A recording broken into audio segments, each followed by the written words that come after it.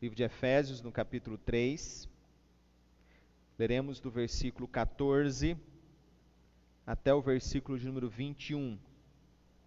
Efésios, no capítulo 3, verso 14 até o verso de número 21.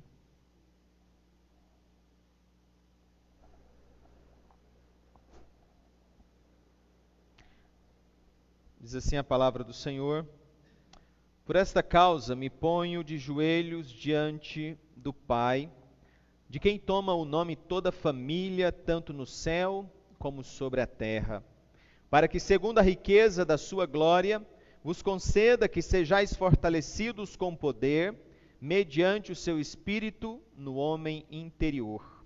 E assim, habite Cristo no vosso coração pela fé, estando vós arraigados e alicerçados em amor, a fim de poderdes compreender com todos os santos qual é a largura e o comprimento e a altura e a profundidade, e conhecer o amor de Cristo, que excede todo entendimento, para que sejais tomados de toda a plenitude de Deus.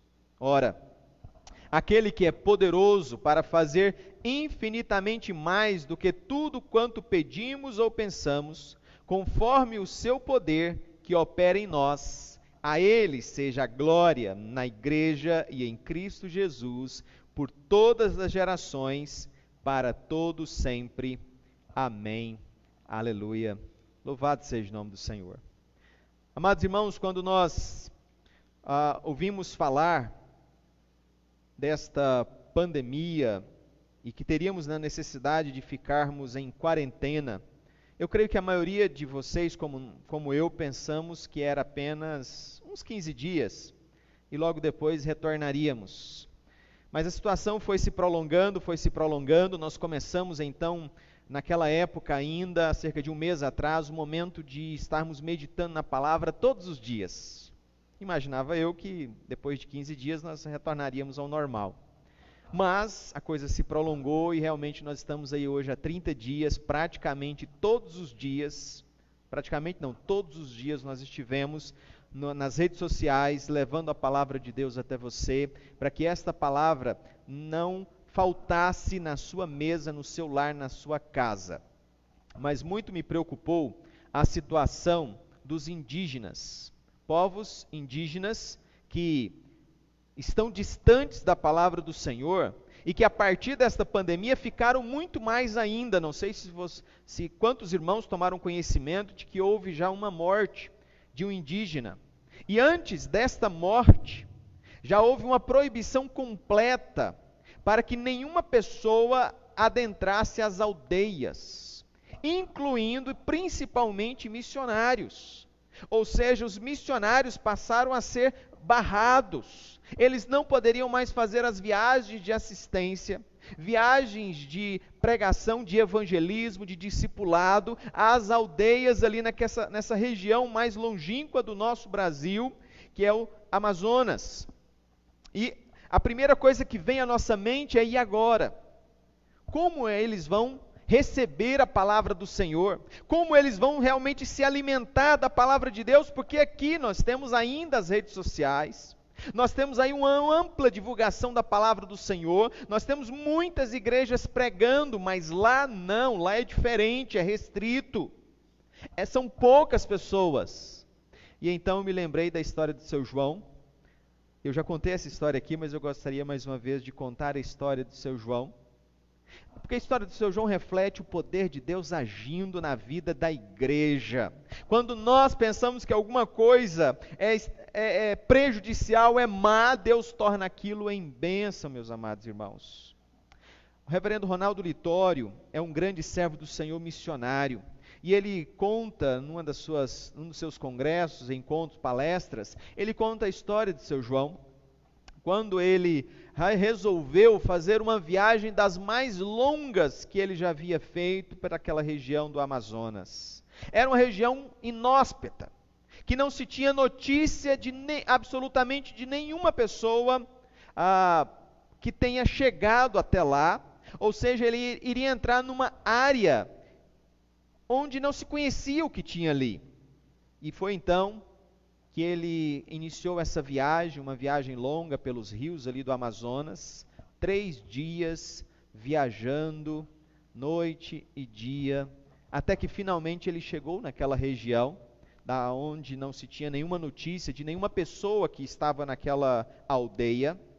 E de repente, quando ele chega na primeira aldeia, tinha um tradutor do lado que conseguia, pela comunicação que já tinha com outras tribos, comunicar-se também com aquela tribo. Foi então que eles os receberam muito bem naquela tribo. Quando de repente o tradutor então olha para ele e diz: Ronaldo, eles estão convidando a gente para o culto que vai ter logo mais à noite. Eles se estranharam: culto? Como assim? Ora, nós somos os primeiros missionários que chegamos nesta aldeia para pregar a palavra de Deus, e eles estão nos chamando para o culto. E eles ficaram maravilhados com aquela situação e foram então perguntar: olha, mas quem trouxe o evangelho de Deus para vocês? E eles então responderam: foi o seu João. Seu João, isso mesmo, seu João mora conosco, descendo ali mais embaixo. E então eles falam: não, queremos ir lá conhecer o seu João. E quando eles chegaram lá, irmãos, encontraram um senhor de idade, por nome João, membro da Assembleia de Deus, que ouviu uma pregação ali numa das cidades de Manaus, que Deus amava os indígenas, e Deus queria levar a palavra de Deus para os indígenas, e que Deus estaria despertando o coração de alguém para levar essa palavra de Deus para eles. E naquele momento, vivendo sozinho, ele disse consigo mesmo, ouvindo aquela palavra na igreja: sou eu essa pessoa. E ele então saiu numa viagem missionária, selva adentro, durante dias e dias, até chegar naquela tribo. E naquela tribo ele aprendeu a compartilhar o evangelho do Senhor Jesus. E praticamente a maioria daquela tribo aceitou o nome do Senhor, entregou a sua vida ao Senhor Jesus. E quando Ronaldo Lidório ouviu essa história, ele ficou impressionado, porque isso só acontece pelo grande poder de Deus. O evangelho chegar daquela forma naqueles corações. Por isso, irmãos, que diante de uma situação tão difícil na qual nós estamos vivendo hoje, eu me alegro por saber que Deus tem o controle da história, que Deus está fazendo coisas grandes e tremendas na vida de pessoas que nós não conhecemos, mas que quando nós retornarmos o culto, quando nós retornarmos as atividades e nos encontrarmos todos aqui, nós encontraremos pessoas que foram tocadas pelo poder de Deus, seja através de uma pregação, seja através de uma live de cantores evangélicos que louvam o Senhor e que naquela ministração convidam as pessoas a entregar entregar a sua vida a Jesus. Ontem à noite eu estava ouvindo a live da Gabriela Rocha, tinha ouvido também do Fernandinho. E naquele momento da live da Gabriela Rocha, ela pediu: olha, se você quer fazer um novo recomeço com Deus, escreve aí nos comentários. Amados irmãos, tinha cerca de 300 mil pessoas assistindo aquela live. E era um atrás do outro.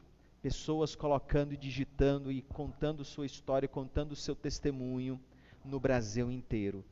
Deus está alcançando esta nação através da sua igreja.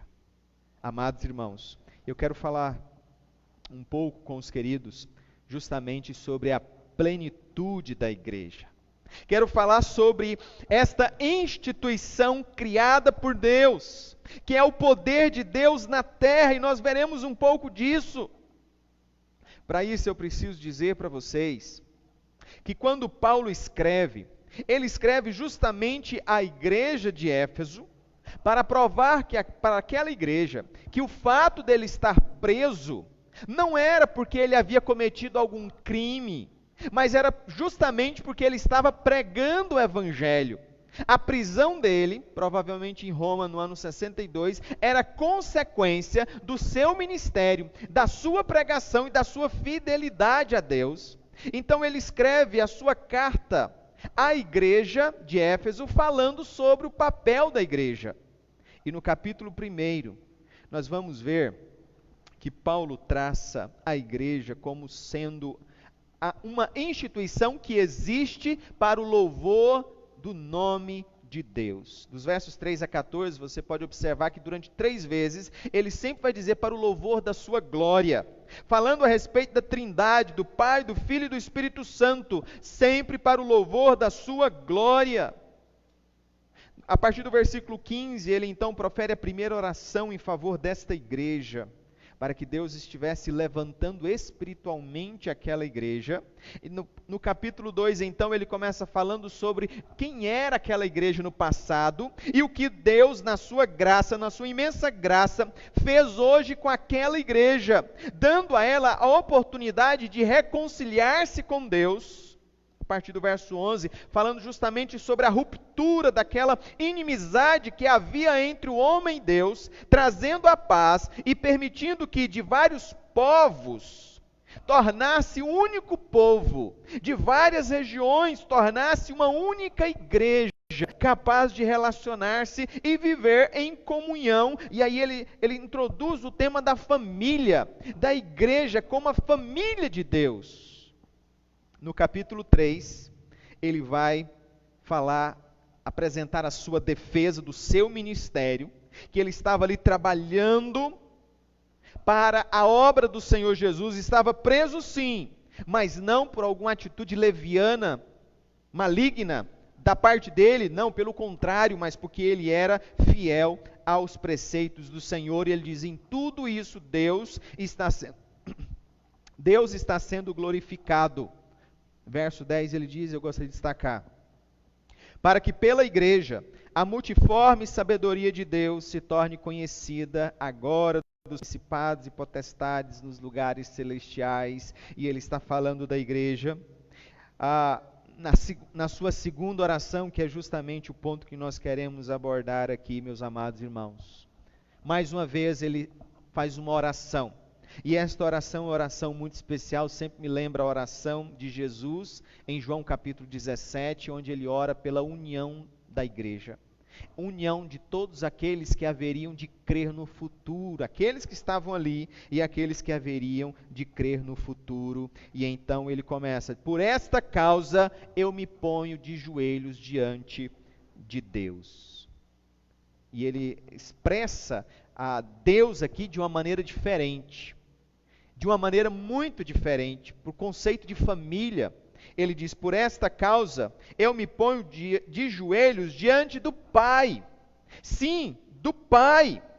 Ele mostra que nós somos advindos do Pai, que nós fomos gerados pelo Pai, que Deus é o nosso Pai, e então ele pode dizer que toda família na terra vem justamente de Deus. Ele diz, de quem toma o nome toda a família, tanto no céu como sobre a terra. Amados irmãos, ele está fazendo uma defesa clara da igreja, como sendo essa instituição que Deus deixou para viver para a glória do seu nome. E eu gostaria que você pensasse nessa igreja, aí na sua casa. Será que você, na sua casa, está sendo de fato essa igreja do Senhor Jesus? Ou você acha que ser igreja é apenas vir para um culto público, entrar num templo, cantar louvores, entregar o dízimo, pregar, ensinar, ou então ouvir as pessoas falando e pronto, absolutamente é só isso. Saiu da porta para lá, não é mais igreja, é apenas a sua vida. Eu gostaria de dizer que você está enganado.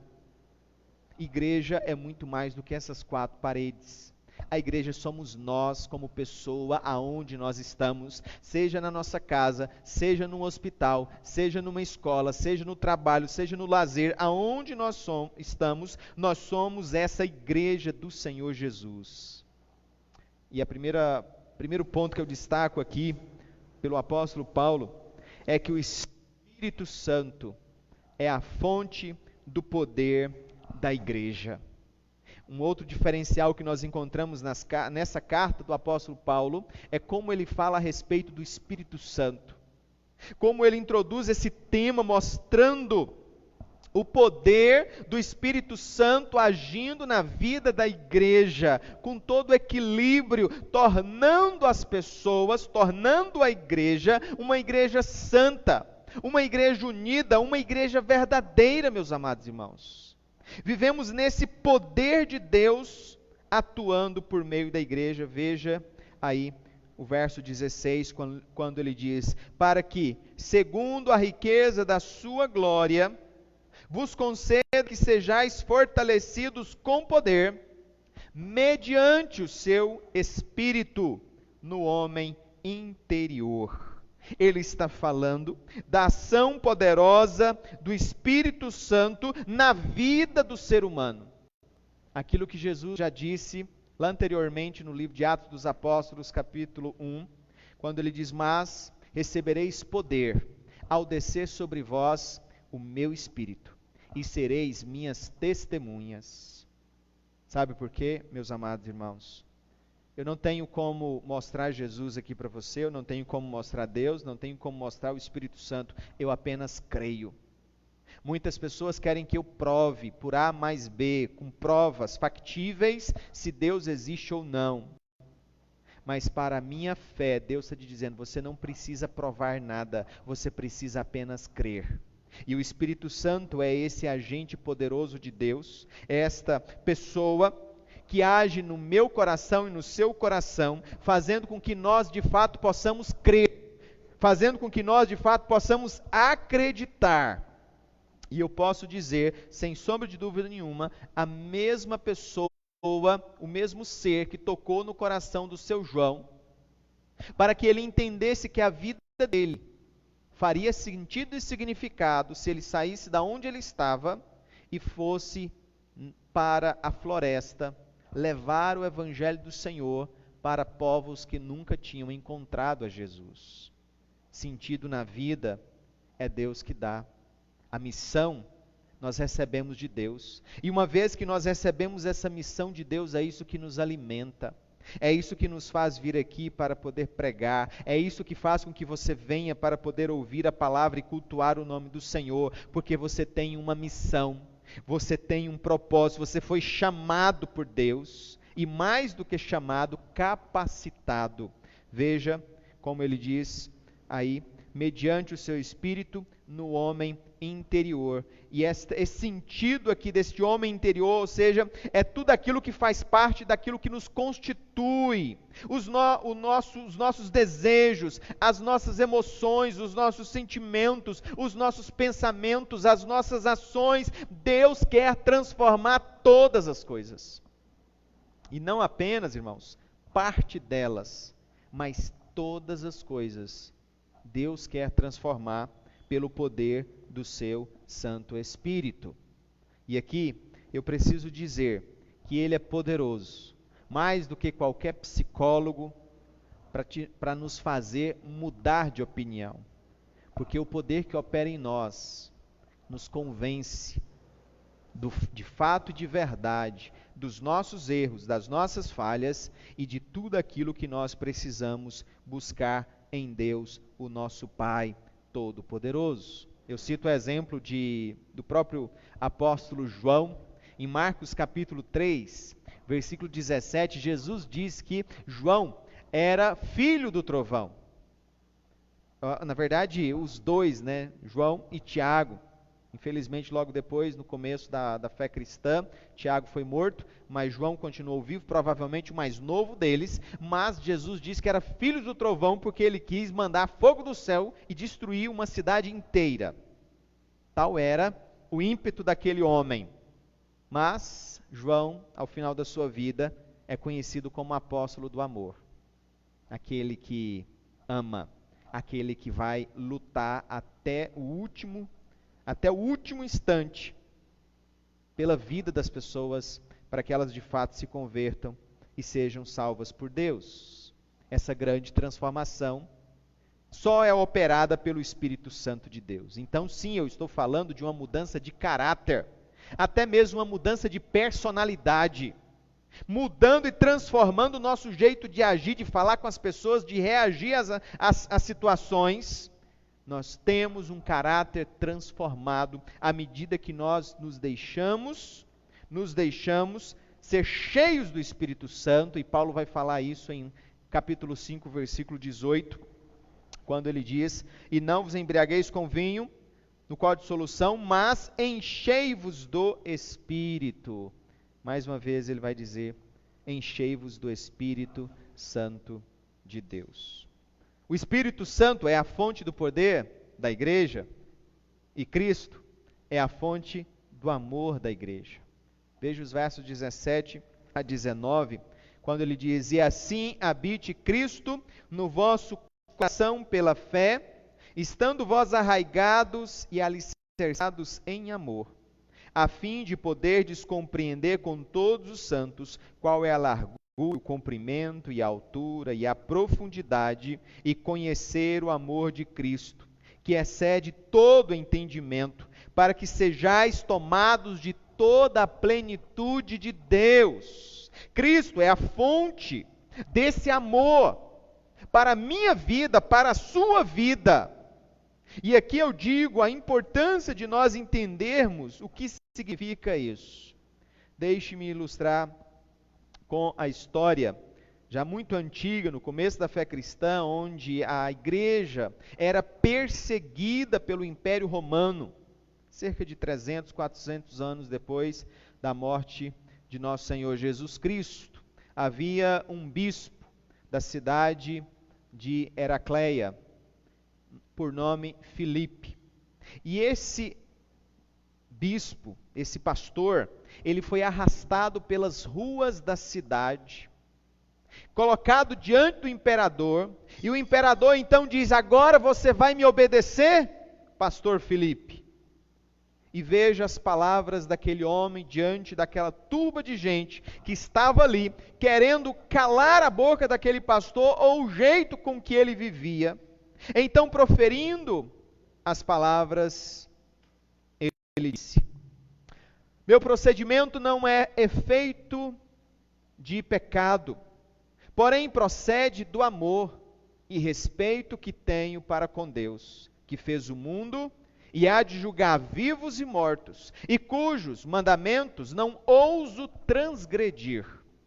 Tenho até aqui cumprido o meu dever para com os imperadores, e estou sempre disposto a cumprir as ordens justas, que deles provém em harmonia com a doutrina de nosso Senhor Jesus Cristo, que nos manda dar tanto aos Césares como a Deus aquilo que lhes pertence.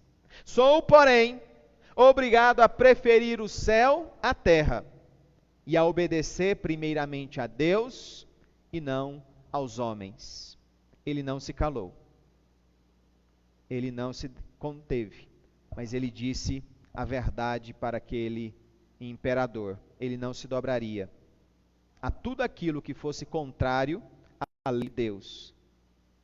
Assim também nós só podemos fazer isso se nós entendermos a profundidade, a largura, a grandeza da pessoa de Cristo Jesus. Porque quanto mais nós mergulhamos na pessoa de Jesus, mais nós entendemos o propósito da nossa vida. De tal maneira, sim, que a minha vida pode ser perdida neste mundo, mas eu posso ganhar uma vida lá no reino de Deus. E será incomparavelmente melhor, meus amados irmãos. E isso só é possível quando nós somos cheios desse amor. Por isso ele diz no verso 19: e conhecer o amor de Cristo. Ele nos amou mais do que todos, porque Ele deu a sua própria vida de uma maneira pessoal. Ele morreu na cruz por mim, morreu na cruz por você. Então eu compreendo este amor e eu passo a negar a minha própria vida para viver a vida de Deus, a fim de conhecer o amor de Cristo, que excede todo entendimento. Jamais eu vou conseguir explicar para você o comprimento, a profundidade, a largura do amor de Cristo, porque está além o meu entendimento. E ele então diz: para que sejais tomados de toda a plenitude de Deus. Você deseja a plenitude de Deus? Você deseja caminhar com fé? Você deseja ter a presença do Espírito Santo todos os dias na sua vida? Você deseja isso aí no seu lar, na sua casa? E por último, a glória de Deus é o objetivo da existência da igreja. Por que que nós existimos? Por que que nós fomos criados? Veja nos versos 20 a 21, quando ele diz: ora, aquele que é poderoso para fazer infinitamente mais do que tudo quanto pedimos ou pensamos, conforme o seu poder que opera em nós, a ele seja a glória na igreja e em Cristo Jesus por todas as gerações, para todos sempre. Amém. E eu falei para vocês, no início do capítulo 1, como que por 3 vezes, falando ali a respeito da Trindade, a ação da Trindade no processo de salvação dos seres humanos, ele vai sempre dizer: para o louvor da sua glória. Ou seja, nós exigimos o louvor da glória do nome de Deus. E eu repito o verso 10 do capítulo 3, quando ele diz: para que pela igreja a multiforme sabedoria de Deus se torne conhecida agora dos principados e potestades nos lugares celestiais. Ou seja, nós somos um milagre. A nossa existência é um milagre de Deus e é testemunhada para todas as criaturas. E aí a gente pensa: as da terra? Ele diz: não, as do céu. Porque todas as vezes que nós amamos a Jesus, todas as vezes que nós rejeitamos o pecado, todas as vezes que nós abraçamos a fé, todas as criaturas celestiais louvam o nome do Senhor Jesus. Porque aconteceu um milagre. Aqueles que estavam condenados à morte, aqueles que estavam indo para o precipício do inferno, eles foram resgatados e colocados numa condição agora de adoradores do Senhor. Então nós temos uma condição privilegiada. Por isso, sim, irmãos, através da igreja, a glória de Deus acontece. E todas as vezes que nós vivemos pela fé, todas as vezes que nós rejeitamos o pecado e vivemos em santidade na presença do Senhor, nós estamos glorificando o nome do Senhor Jesus. E eu quero conclamar você: glorifique o nome do Senhor Jesus nesses dias. Mais do que nunca nós precisamos disso. Sabe por quê? Porque em toda situação de problema e dificuldade, há 2 reações naturais. Ou a pessoa se aproxima de Deus em dependência, ou na verdade ela se afasta de Deus e se torna cada vez mais distante de Deus. Então algo vai acontecer. Ou as pessoas vão se aproximar de Deus, ou elas vão se distanciar ainda mais de Deus. A minha oração é que as pessoas se aproximem de Deus. Mas nós, cada um de nós que aqui estamos, precisamos orar, precisamos clamar para que esse milagre verdadeiramente aconteça, para que as pessoas se aproximem de Deus. Nós devemos, para a honra e para a glória do Senhor Jesus, entender quem nós somos, como igreja, porque Paulo estava preso, Paulo estava numa situação de penúmbria, Paulo estava com limitações, Paulo não poderia sair para pregar, Paulo tinha limitações de alimentação, de horários, ele estava cercado ali pelas grades, impedido de sair daquele local onde ele estava, mas isso não tirava a sua alegria, isso não tirava o seu desejo de continuar servindo, e foi naquela prisão onde ele mais escreveu, onde ele mais comunicou a sua fé às pessoas, onde ele mais foi produtivo. Então, primeira coisa, em qualquer situação na qual nós estamos vivendo, a voz da igreja jamais será cerceada. Mas nós temos então a oportunidade de levar o evangelho a partir da onde nós estamos. Essa é a primeira conclusão que eu chego. Uma outra conclusão que eu chego é: se Deus ama sim a igreja, meus amados irmãos, por que que nós vamos gastar tempo com outras coisas? outras coisas que não diz respeito a nós. Tantas pessoas aí buscando para si mesmo, seja riqueza, seja dinheiro, seja fama, seja poder, seja sexo, seja droga, seja vícios. Quando na verdade Deus instituiu a igreja para que nós pudéssemos viver a igreja do Senhor Jesus, os projetos, os planos de Deus, para que nós pudéssemos glorificar o nome de Deus através da nossa ação.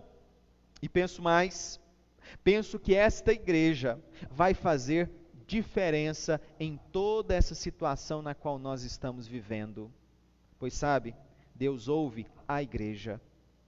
Você está orando, você está jejuando, você está clamando pelos aflitos, você está clamando pelos doentes, você está clamando pelos infectados, você está clamando por aqueles que estão trabalhando naquela emergência ali na recepção, num quarto, numa UTI, você está clamando por essas vidas, você está clamando pelos cientistas que estão ali manipulando remédios e procurando uma forma de encontrar um medicamento que realmente vença esse vírus. Como nós estamos agindo espiritualmente falando, Deus quer ouvir a sua igreja, para que pela igreja a multiforme sabedoria de Deus aconteça. Então nós somos este povo que vai transformar o Brasil, que vai transformar o estado de Goiás, que vai transformar a cidade de Porangatu. O que você está fazendo? Como você está agindo? Como nós estamos agindo? Vamos pagar o preço, para que a glória de Deus possa ser vista por todos os seres angelicais, celestiais e até pelos seres humanos terrenos que aqui estão, em nome do Senhor Jesus. Amém. Eu quero orar pela sua vida. Logo depois nós estaremos finalizando com o cântico Vento do Espírito, na qual nós queremos caminhar segundo o direcionamento do Espírito Santo de Deus. Se é o vento do Espírito, não quer dizer que vai para qualquer lugar, não. Quer dizer que ele controla a direção do vento. E nós sigamos, então, a direção do Espírito Santo de Deus, para estarmos no caminho dele, e não no nosso caminho, no nome de Jesus. Feche os seus olhos, vamos orar no nome de Jesus.